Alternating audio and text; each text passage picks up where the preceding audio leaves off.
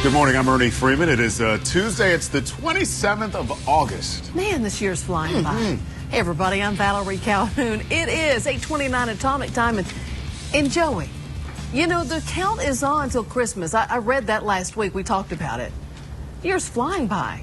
You know, if only we'd had the foresight to acknowledge that this year was going by so quickly and like mentioned it as time was passing. Yeah. But hindsight's 2020. Yeah, you know. maybe we have been mentioning it.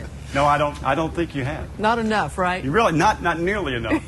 And it cannot be early enough for Christmas. I'm already ready. Right. Oh, yeah. Absolutely. But it's not cooling off anytime soon, is it? No. At least it's humid, so. Yeah. At least the coffee's bad.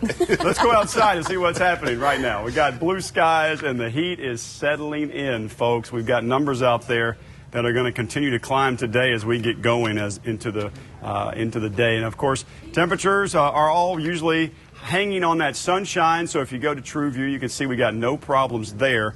Those clear skies just going to let that sunshine pour on down. Numbers are in the now mid-70s and on the climb. It does not take long once we start to see that sun try to reach that zenith. High pressure today turns into high pressure tomorrow, and those two things are going to make those numbers go up all week long. So let's start with today. By lunchtime today, that heat index in the low 90s, and then we'll top out in the mid-90s. That's actually not too bad of a forecast for the end of August, but it's about to get worse going into Wednesday and beyond, and then we're going to get more humidity in the mix, and we'll talk about what we expect coming up in just a few more minutes. Right now, let's get you back and into the news. All right, Joey, and first on Fox, Syria's foreign minister says Syria will defend itself using all means available in case of a U.S. strike. And Fox's Doug Luzader joins us from Washington with the latest on the continuing conflict in that nation. The most likely scenario now appears to be cruise missile attacks launched from U.S. destroyers that are just off the Syrian coast. The UN inspectors are still in the midst of their work, trying to determine if chemical weapons were used in Syria. At one point, they were turned away after sniper fire hit a vehicle. But at this stage, their determination may not matter much. U.S. Secretary of State John Kerry yesterday began to make the case for war. What we saw in Syria last week should shock the conscience of the world. It defies any code of morality. Let me be clear. The indiscriminate slaughter of civilians, the killing of women and children and innocent bystanders by chemical weapons is a moral obscenity. The U.S. options would include strikes from the air or perhaps more likely the sea. And a half dozen Syrian airfields could be prime targets. We can take down all 6, plus the munitions and the fuel depot that's surrounded in the command and control system, and also kill the airplanes. Dramatically reduces air power, and he pays a huge price for the use of chemical weapons.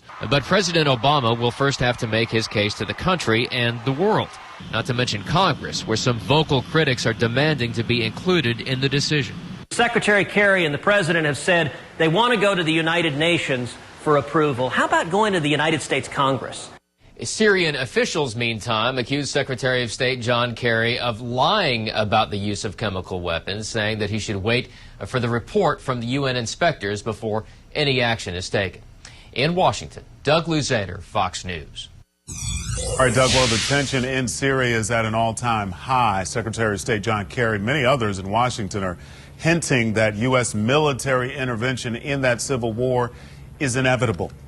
Meanwhile, Memphian Robert King, a world-renowned photographer and video journalist, has captured some of the most stunning and shocking images of the revolt with his camera. This is video he has uploaded to his YouTube channel via the Vice portal. This video, not that shocking. He shows the plight of not only those waging war, but also the powerless victims, the women, the children, caught up in the middle of all that civil war. Secretary of State Kerry says there is compelling evidence, that chemical weapons were used last week, killing hundreds of innocents. But King says that has been going on for months. I've had 2 colleagues, one French photographer, Laurent van der Stok. He was in a suburb of Damascus and came under a gas attack himself. He photographed it. He was affected by it. It possibly was some sarin gas. There was another journalist from London, Anthony Lloyd, who had done extensive reporting on some of the first use of chemical weapons in and around Aleppo. Those reports were published, and then people tried to debunk those reports, but in the end, those reports were true. All right, Robert King has been in and out of Syria since the revolution started in 2011. So this is our hot topic today. Should we intervene in Syria? Text the word war to 65635 and answer yes or no. You can let us know what you think on the MyFox Memphis Facebook page. Share your thoughts there, or go to the Twitter. Use the hashtag Fox13GMN. Talk about a backstabber? Police say a mother used a knife to cut a girl and stab another young girl in the back as they were on the way home from school yesterday. Scott Mattis joins us live downtown, where this woman's set to make a court appearance today. So what prompted the attack? Do police know? Well, yeah, essentially what Valerie Potts told investigators allegedly is that she saw her daughter getting in some kind of fight with at least 3 other people. And that's when she took what is being described as a kitchen knife, Valerie, and stabbed one of the victims in the back, literally, and then allegedly sliced one other right above their eye. It's something you don't always hear about here in Memphis, maybe something you saw in a movie, but it was reality up there at Raleigh Egypt High School, just off of their school property yesterday afternoon as school got out. But I can tell you, Memphis Police and Shelby County officers working together collaboratively, even though, again, this was off school property, talking with witnesses and the victims themselves, and then they finally located Potts, and they also located the knife. Now Valerie Potts, the woman in question, well, she's behind bars in Jail East on an $80,000 bond. Yeah, high bond, and she's being charged with 2 counts of aggravated assault. Now, Ernie and Valerie back here live inside 201 Poplar. Likely in the next 25-30 minutes or so, she should be going before a judge. We're not exactly sure if this is going to be a video arraignment or an actual in-court arraignment, but if you're familiar with the judicial process, you know that basically what's going to happen, she's going to be advised of the charges that she has against her in the court, and she's going to be asked if she's got a lawyer. So, first appearance for Valerie Potts. Stay with Fox 13 News and MyFoxMemphis.com for the very latest in this story. For now, live downtown, Scott Mattis. Good morning, Memphis. All right, new this morning, a man charged in a set of Arkansas home invasions, one of those home invasions deadly. Will have nearly 100 years to think about what he's done behind bars. He's not charged, he's been convicted. Yesterday, Rashawn Webb entered a guilty plea to first-degree murder, aggravated robbery, and burglary. Prosecutors say he and his co-defendant broke into several homes last October in the Paragould area. During one of those home invasions, a 92-year-old man was killed. They killed him. Webb received as many years behind bars for that crime. The trial for his co-defendant, Lavelle Branch Griffin, going to start in November. Did the devil make him do it, or was it self-defense? Prosecutors say they'll seek the death penalty for an Arkansas man accused of using a machete to hack 2 men to death. Gregory Kinsey's only 20, but there he is. He's charged with 2 counts of capital murder for the attack that happened back in June near Fort Smith, Arkansas. Court documents show that Kinsey says he was simply walking down the street when he was confronted by 3 people, and he claims he pulled out the machete to warn them to back off. He told police that he didn't think the men would let him go. So he struck out, swinging the machete. 2 of the men killed. The surviving victim told police that he had a different story. The survivor said Kinsey said Satan was within him before the attack. So hopefully the court will get to the bottom of it. Well, the Mississippi Department of Health says there are 2 new human cases of West Nile virus. The reported cases in Hinds County and Rankin County, that's in central Mississippi. The 2 new cases bring the state total for 2013 to 17, 1 death. Last year, Mississippi had 247 cases of West Nile and 5 deaths. It happened again.